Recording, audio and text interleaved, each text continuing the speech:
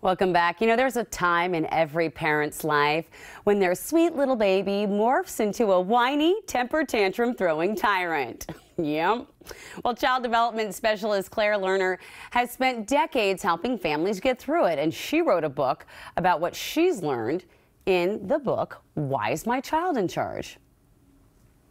One of the most humbling things nobody tells you when you become a parent is that you actually have no control over your child. Like, they're a human being. You can't make them not have a tantrum, not hurl vitriol at you when they're angry that you took their iPad away, go to sleep at night. These are all physiological actions that only a child controls. So when parents focus on bribery, negotiation, threats, rewards, those are all tactics that are dependent on the child getting with the program, right? Like being cowed by the threat. You know, oh no, I'm not going to get TV tomorrow if I don't pick myself up off the floor of this grocery store and get with the program. But what if the child says, I don't care about TV tomorrow?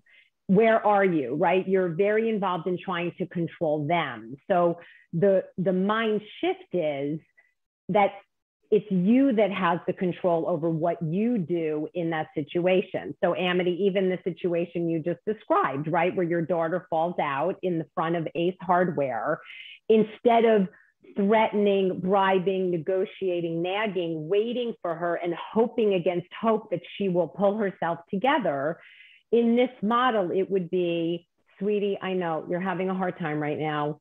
We couldn't get M&Ms today. I know you're really disappointed. Would you like to get up and walk to the car, or would you like me to be a helper? And when she continues to be a wet noodle, you scoop her up as calmly as you can, you get her into the car, and you move on. So the idea is you have to do something to be able to ultimately control the situation and move them along and not get stuck in what I think of as the gray zone of hoping against hope that one of your strategies is going to get them to change their mind. I've given the choice before. I've also picked up that wet noodle and put them in the car. But I think that is a common, I don't know, criticism of parents today. You're giving kids too much power. Yeah. So I think this is a very fine line to attain. So I'm thinking of two moms I work with who said, you know, they have a 4-year-old. They wanted her to grow up with agency and a sense of efficacy and to know her own power, which is all awesome. But by the time they came to see me, they said she thinks she's an equity partner. You know, that can fall off the rails very quickly. And I think the way to think about it is, yes, children need a sense of control and a lot of choices within limits. So it's not, do you want to get into the car seat? It's, the car seat is a have to, it's a safety issue. Would you like to be in charge and get yourself in on your own, or should I be a helper? So the idea is that you're giving them choices. You know, do you want to brush teeth before books or after books? But it's not, do you want to brush your teeth? So I think it's finding that space where, what is the ultimate goal? Like, we have to go to school on time. What choices can I give my child that gives them some sense of control, but that ultimately is still going to get them to school on time? You've developed some strategies to end some of these everyday struggles and temper tantrums, like bedtime, meals, clothing, de-escalating these tantrums. How can we handle this?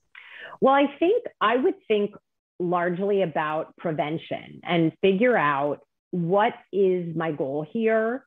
And what in this situation do I control to not fear the tantrum? So for example, setting a clear structure for bedtime where you say to your child, look, sweetie, I know it's never going to be enough books. It's never going to be enough snuggle time. It's never going to be enough questions to ask mommy. I totally get it. And I understand that you may not like our plan, but here is the plan, because it's my job to make sure you get to bed on time. We're going to do bath. We're going to read 3 books. We're going to sing 2 songs. And then I'm going to say goodnight.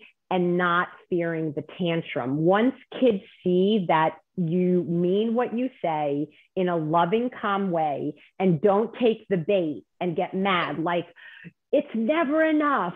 It's never enough stories. And then the child gets revved up and then the parent gets revved up and the whole thing escalates.